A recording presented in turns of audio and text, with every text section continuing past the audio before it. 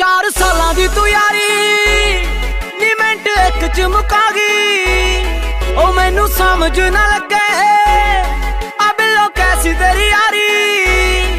बैठ यारां विच तेरे दिते दुखड़े मैं यारां नू सुणाउण लग्या।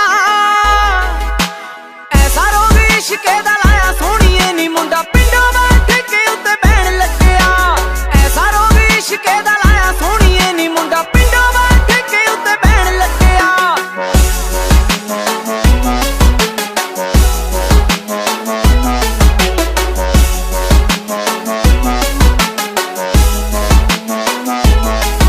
होनी कर्मा तो माड़ी अकी तो जांदी आ सहारी। हो माड़ी अज दे समय च नी मिठे यारां दी आ यारी। ओह सोचू दसो किवें ओ जिहदी मत गई आ मारी। हो डिग्गा मापियां दी निगाह विच सोहणीए शराबी अखवाउण लग्या। ऐसा रोग इश्के दा लाया सोहणीए नी मुंडा पिंडों बैठ के उत्ते बहन लग्या। ऐसा रोग इश्के दा लाया सोहणीए नी मुंडा पिंडों बैठ के उत्ते बहन लग्या।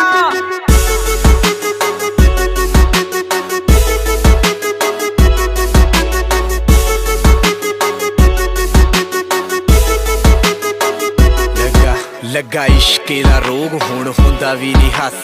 सोचा ते फिकरां च होई पई है बस। ऐसे बड़े ने हालात गया नशियां च फस। यार मेरे पुछदे सी गल किया दस। फिर चक्की करो गड्डी सदा ठेके उत्ते लाती। पींदे पींदे फिर सारी गल मैं सुणाती।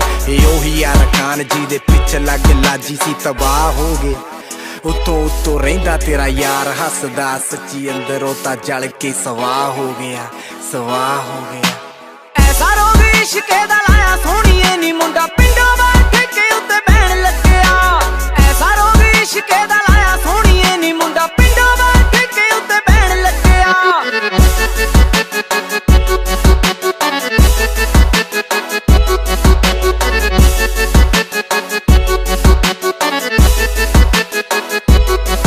ना ही दिन देखदा है ते ना ही रात देखदा है।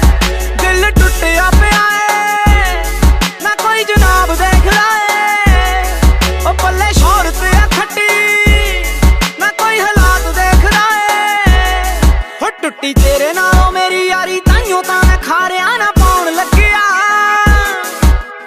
ऐसा रोग इश्के दा लाया सोहणीए नी मुंडा पिंडों बैठ के उत्ते बहन लग्या। ऐसा रोग इश्के दा लाया सोहणीए नी मुंडा